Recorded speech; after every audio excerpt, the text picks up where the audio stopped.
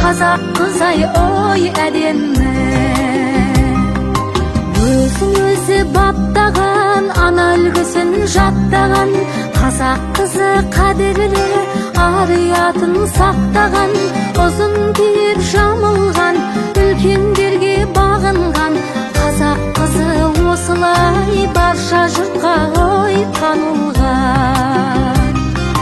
Сен қазақтың қызысың, жібек баян ізісің, асып кетер сендерден сұлулар жоқ біз үшін. Иманы мен әдебі, қарапайым әлемі, біздер үшін қашанда қазақ қызай ой әдемі.